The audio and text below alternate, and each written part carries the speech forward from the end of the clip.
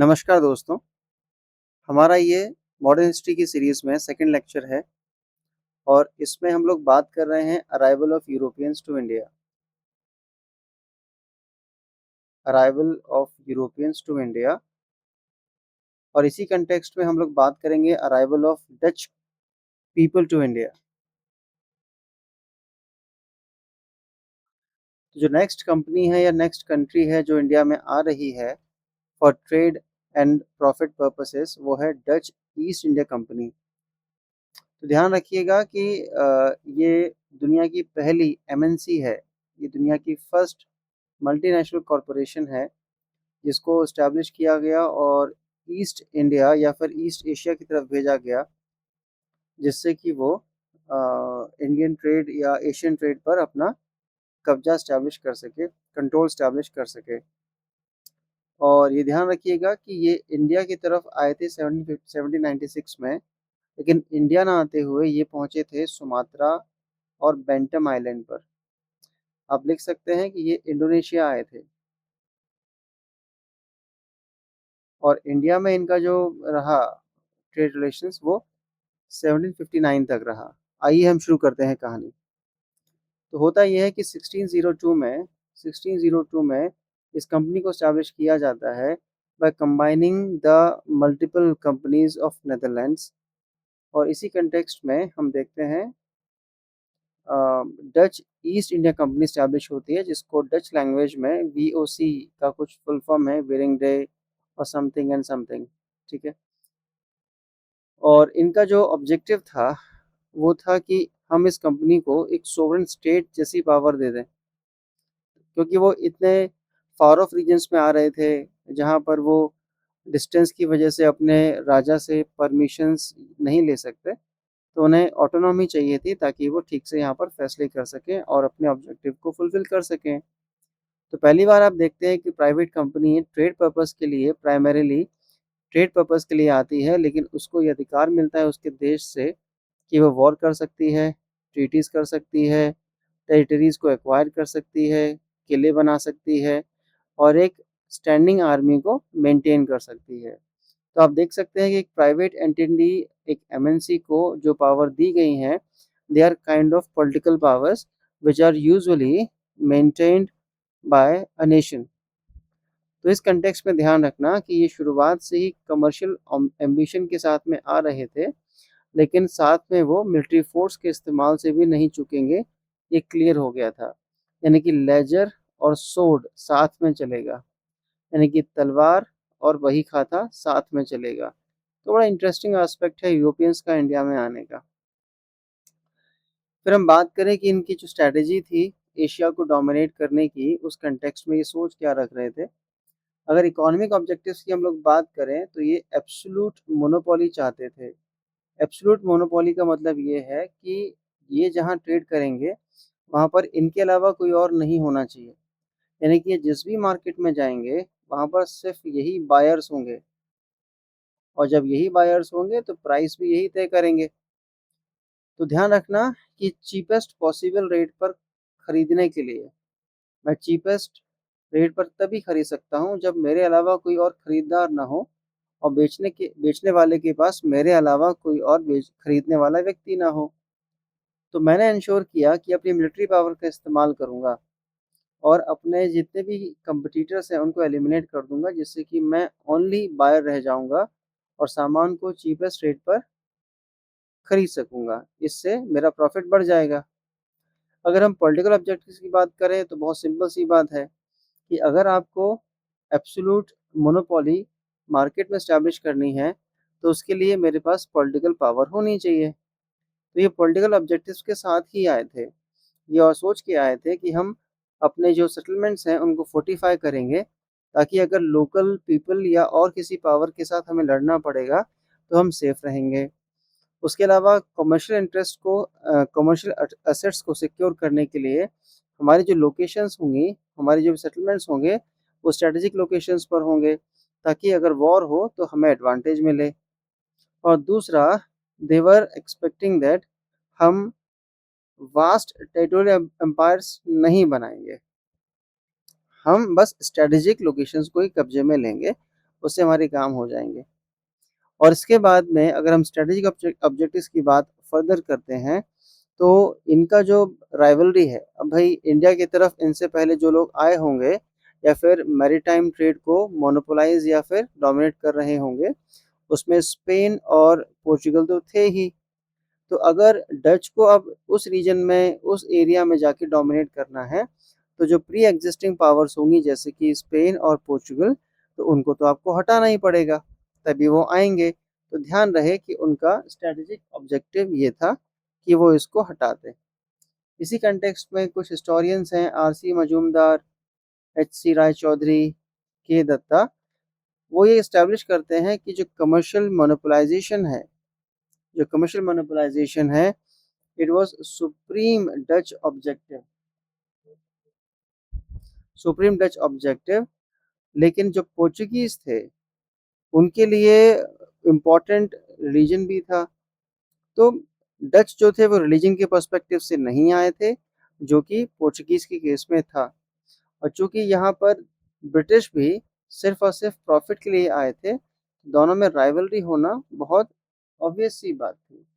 ये ध्यान रखेंगे आप लोग कि ब्रिटिश और डच सिमिलर हैं इन टर्म्स ऑफ कमर्शियल प्रॉफिट्स, और डच और पोर्चुगीज डिफरेंट है इन terms of religious emphasis by both of them, है ना।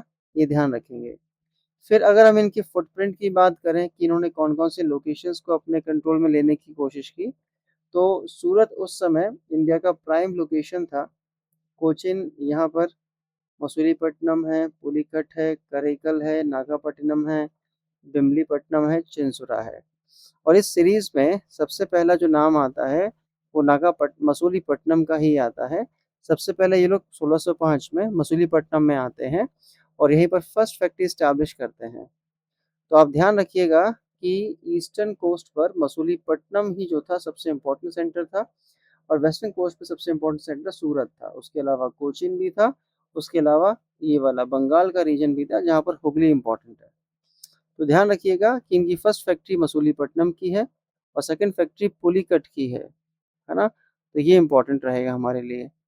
आप चाहें तो इनको ऑर्डर में दिमाग में रख सकते हैं, अदरवाइज आप बस ये ध्यान रखना कि इनके मेजर सेटलमेंट्स कहाँ कहाँ पर थे। मसूलीपट्टनम, पुलिकट, सूरत, बिमलीपट्टनम, करैकल, चिंसुरा, नागापट्टनम और कोचन। और ध्यान रखना, नागापट्टनम जो था शुरुआत में पोर्चुगीज ने डेवलप किया था, लेकिन बाद में डच के कंट्रोल में आ गया था। इसके बाद में अगर हम इनके मॉडल की बात करें, मॉडल ऑफ ट्रेड की बात करें, तो इनका जो ट्रेड है वो रीडिस्ट्रीब्यूटिव ट्रेड टाइप का है या फिर एक ट्रायंगुलर ट्रेड टाइप का है। यानी कि इन्होंने इंडिया, इंडोनेशिया एंड यूरोप के बीच में ट्रेड डेवलप किया था।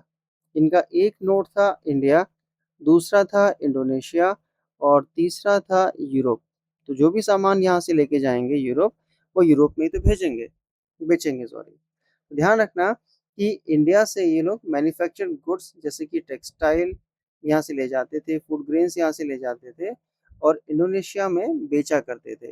इंडोनेशिया में इंडियन गुड्स की बहुत ज़्यादा डिमांड हुआ करती थी और इंडोनेशिया से वो इंडियन सामान के बदले में लेते थे ब्लैक पेपर एंड स्पाइसेस, और इसको वो ले जाते थे कहाँ पर, यूरोप में। तो ये इनका रीडिस्ट्रीब्यूटेड ट्रेड सिस्टम हुआ करता था या फिर ट्रायंगुलर ट्रेड सिस्टम हुआ करता था। ये आप दिमाग में रखिएगा।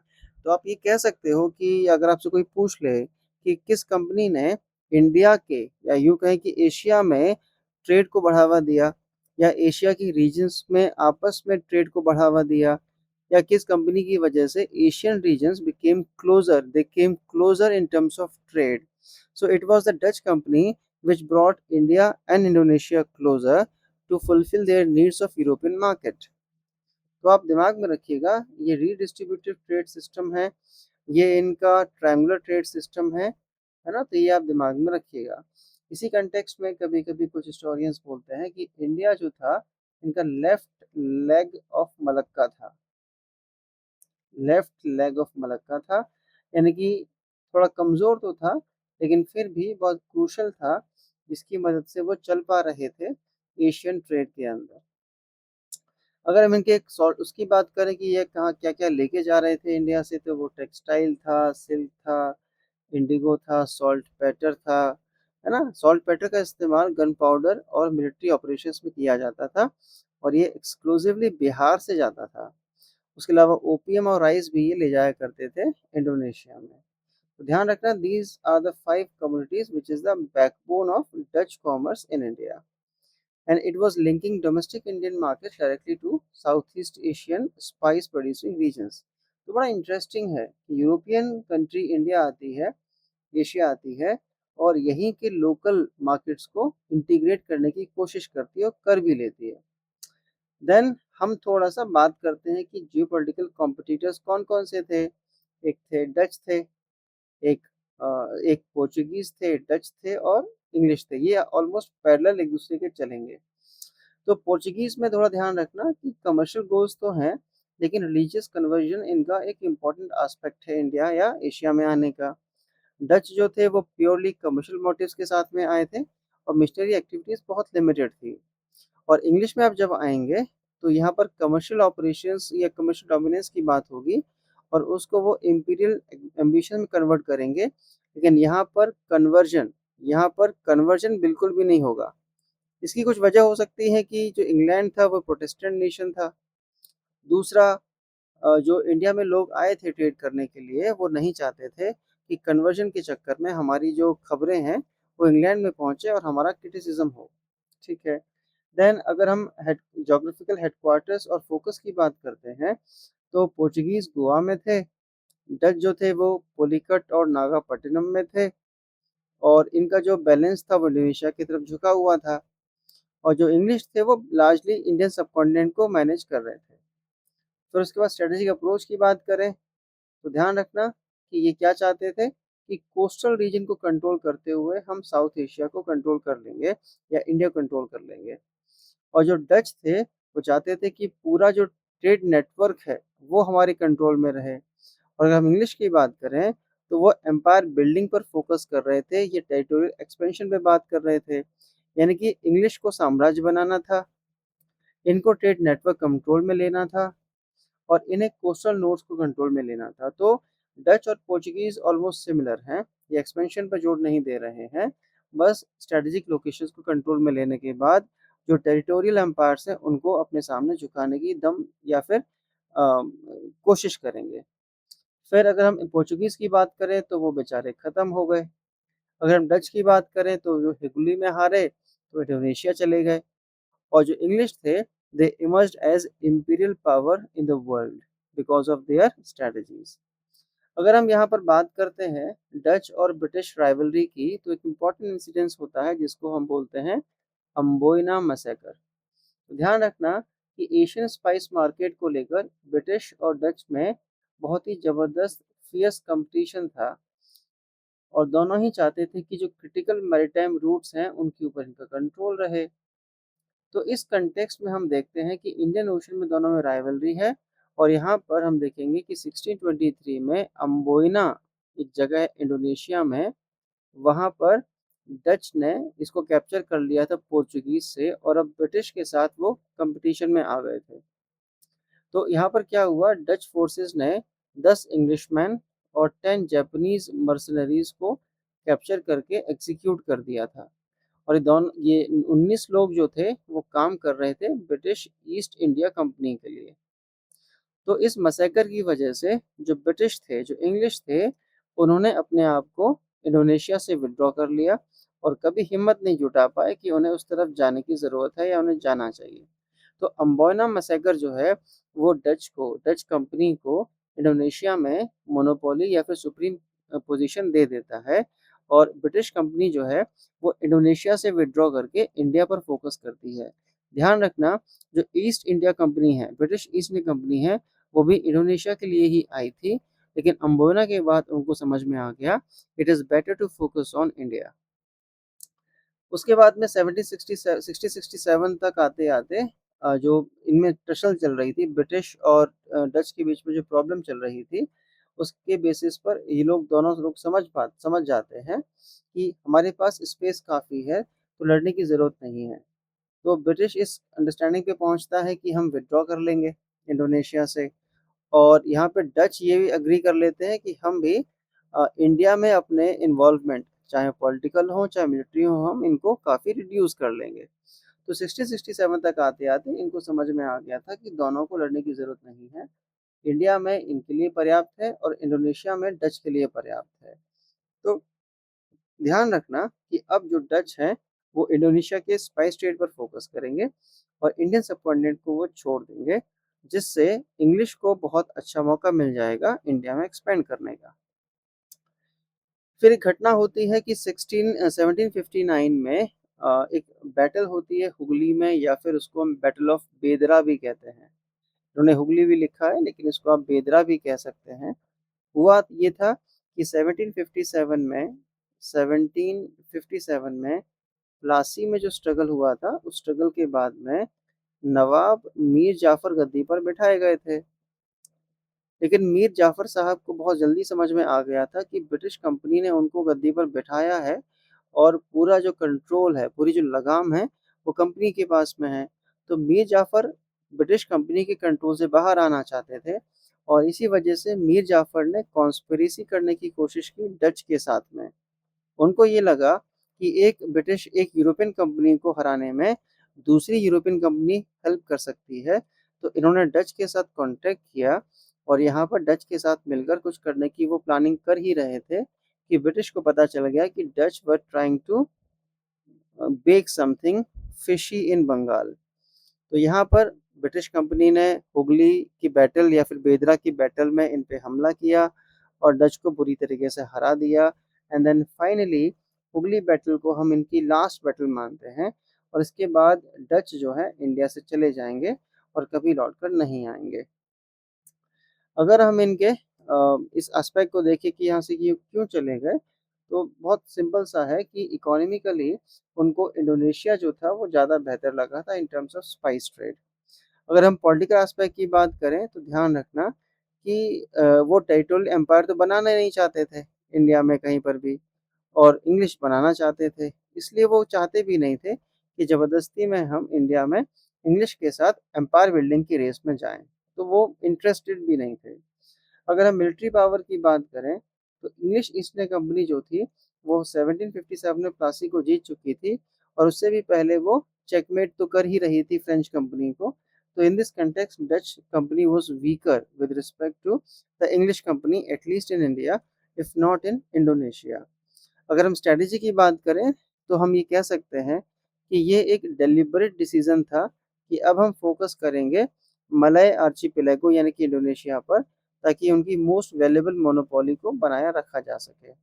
ऐसा नहीं था कि वो हारे थे, वो जीतना चाहते थे। बहुत सारे मिले-जुले फैक्टर्स थे जिन्होंने इंडोनेशिया को इंडिया से एग्ज़िट करवा दिया। अगर हम ये देखें कि इनके अचीवमेंट्स क्या थे, लिमिटेशंस क्या थे, तो ध्यान रखना कि इन्होंने पोर्चुगीज़ को ख़त्म कर दिया था, है ना? डच ने पोर्चुगीज़ की मोनोपोली को डिस्ट्रॉय कर दिया था।